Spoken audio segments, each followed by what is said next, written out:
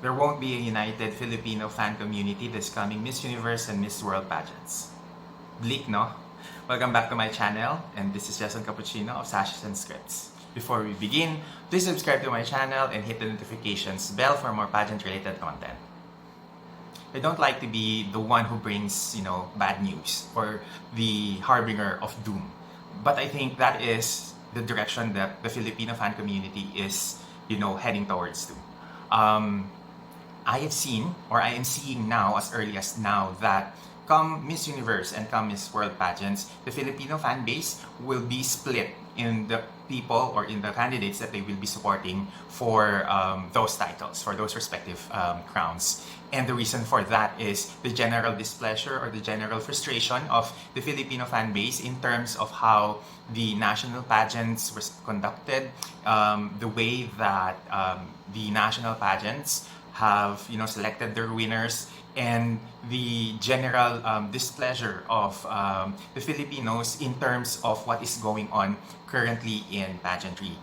We've discussed the pageant fatigue earlier this month, and I hope that you check it out later after watching this video, because it explains where are those frustrations coming from.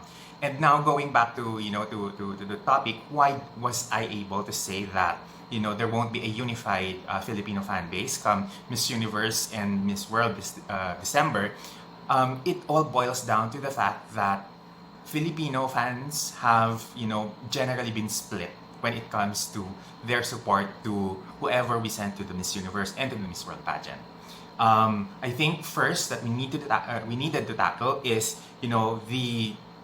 the way that the Miss Universe Philippines and the Miss World Philippines have selected their winners.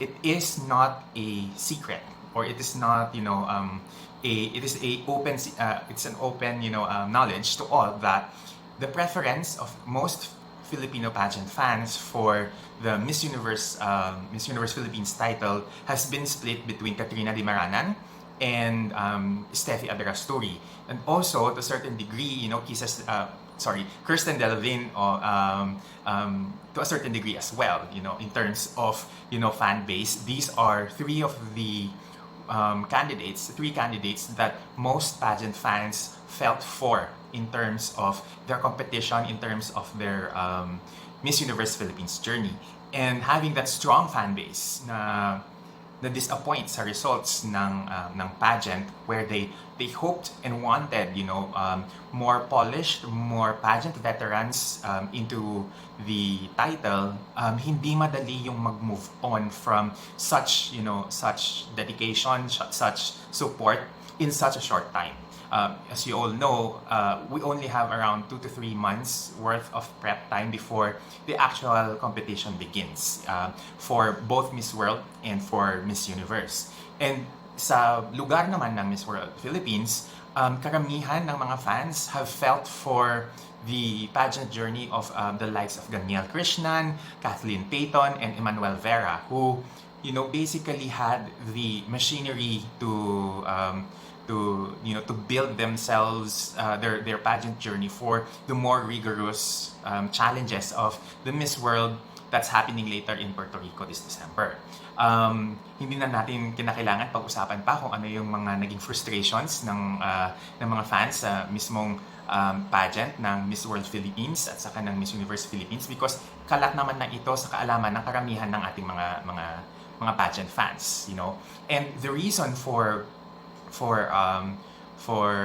us saying na mahihirapan mag-move on yung mga pageant fans from such disappointment, it's because meron na kasing mga hulma na hinahanap ang Miss Universe and Miss World sa kanilang mga respective na mga gusto for their crowns, and yun ang hindi pinakinggan ng mga local na orgs in terms of yung pulso ng mga fans. I think that because the fans felt slighted in the selection of winners, medyo mahihirapan tayo ngayon kumbinsihin ang karamihan ng mga pageant fans, ng mga dedicated na mga pageant fans na sumuporta later sa mga crown queens like Bea and Tracy. And it's not because Tracy and Bea are not equally deserving of the title. It just so happened that ang mga fans are more emotionally invested doon sa naging journey nung mga fan favorites like Steffi, like Ganiel, like Katrina. So, hindi mo maaalis ngayon that come Miss Universe or Miss World season, they would want to look for, queens who mirror their choices on the local level. So they will be looking for someone who is in the same level as Steffi in terms of her performance, in terms of her, well-crafted plan for the Miss Universe Philippines. Yun din nahahanapin nila later on sa mga susuportahan nila sa Miss Universe pageant. Same thing with Miss World, because fans will be looking for the same level of passion that Ganiel has shown during the Miss World Philippines, or at least the same level of talent, the same level of communication skills that Emmanuel has shown to us during her stint at Miss World Philippines. So hindi mo natin iaalis ngayon na ang mga fans nila will be looking for people or looking for queens who mirror those same qualities, because yun yung mga bagay na napamahal sila doon sa mga queens na ito. And another thing that I believe contributes to this pagkawatak-watak ng suporta ng mga Filipino fans is that we are now spoiled in terms of choice when it comes to international competition. And that is because we are seeing that countries like Venezuela and India have selected girls who are winnable at the international level, and they've crowned rather girls na swak dun sa molde na hinahanap ng bawat competition na ito. So let's take it for example Venezuela. Luisette Materan, pag titignan mo siya, she radiates the same vibes and the same energy that we have seen on Irene Esser and Gabriela Isler. So, doon pa lang sa molde na yon na doon siya patungo, doon yung nakikita nating aura mula sa kanya. We are guaranteed that when it comes to the Miss Universe, actual na competition, she will be channeling the really very Miss Venezuela vibes that these predecessors that she have channeled throughout their time in the competition. And that is something na hindi natin pwedeng ikaila, because Venezuela, as they say, is Venezuela. And another thing with their Miss World representative, who is Alejandra Conde, who kapag tinignan mo yung molde ng mga Miss Venezuela na nananalo as Miss World, meron siyang commonality in terms of facial features, in terms of yung aura ng mukha with past winners like Nini Beth Leal, Jacqueline Aguilera, and so many other Venezuelan queens who have very pale skin, strong faces, gorgeous faces, raven hair, black hair, and very unique with Venezuela. Kana pag pinagtabi-tabi mo yung mga mukha ni Evian Sarcos, ni Beth Leal, Astrid Carolina Herrera, Jacqueline Aguilera, and even Alejandra Conde, iisa yung molde ng kanilang mukha. So they know what worked for them in the past, they know what still works for them currently, and that is something na hindi natin masasabi na on the same level with the Filipino reps this year.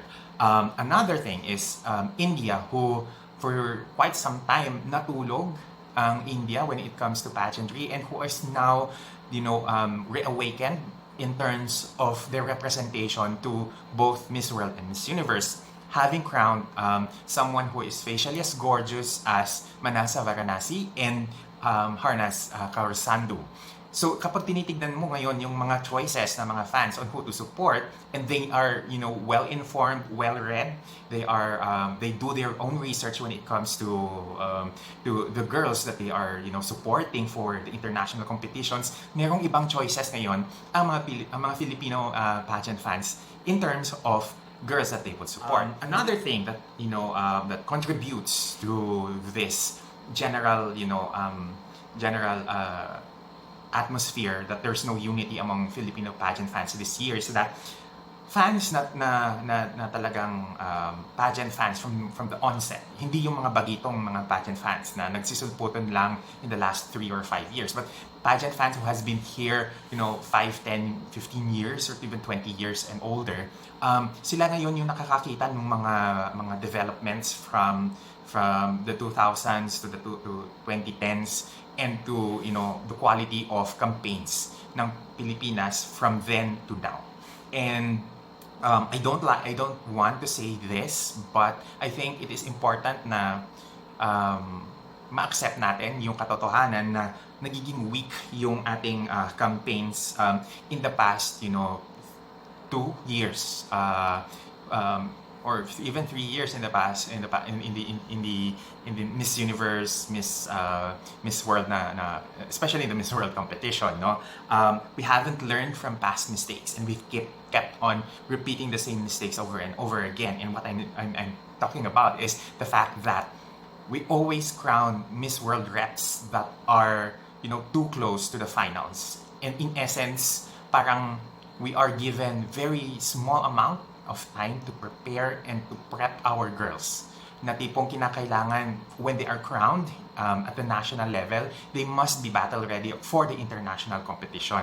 And ever since na hindi si Madam Cory Quirino ang humawak ng Miss World Philippines na franchise, we always sent, we've always been complacent with past laurels na we are sending girls who are who need more time na mahinog for the challenges that the Miss World pageant is requiring of their girls. And I think that there is a sort of retrogress in terms of preparations in that aspect. And nakita din natin ito with the preparations that Rabia had for Miss Universe earlier this year, where January, naghuhumahog na nagpo-post sa Facebook asking for designers to help her build her wardrobe, which could have been done months prior, months before she left for the competition in Miami. And meron pa siyang a week, several weeks to a month na naglagi siya sa US doing public appearances, instead of gamitin niya yon to be able to fit her gown, na mailakad yung kanyang national costume, ma-practice yung kanyang national costume presentation. And those things, they need those things are things na kinakailangan at dito pa lang sa Pilipinas na iron out na sana. And ngayon naiintindihan ko yung fan apathy on why hindi ko nakikitaan ng warmth ang karamihan ng mga pageant fans with the crown winners. And I think that is a huge, missed step on the organization, because they need to make sure that their winners are gaining more support from Filipino pageant fans, because sila ang magdadala sa mga candidates natin, when they compete internationally, dahil they need that kind of support. So I think that kapag isumatotal natin yung nangyayari, we need na ma-win back yung mga fans na was lost, that we lost rather, and kinakailangan natin ma-win back yung support nila in the international competition, not necessarily get back their respect, because I think ang mga pageant fans na nawala ngayon are pageant fans who are more mature, who would support silently, will not bash in the international competition. And I think sila yung nawala, sila yung quality na fans that you would want supporting you. And I hope na moving forward, magawan pa natin ng paraan to unify the pageant community, because right now super nararamdaman ko yung split, yung pagkakawatak-watak natin as a pageant community as a whole. That's it for this video. I hope that in the coming Miss Universe and Miss World na competitions, we will be respectful of each other's differences in opinions in the queens that we support, and that I hope na kahit magkawatak-watak man tayo ng sinusuportahan, we will still be respectful of our own Filipina representatives. So that's it. I hope to see you again in the next video. Take care everyone, and see you soon. Bye!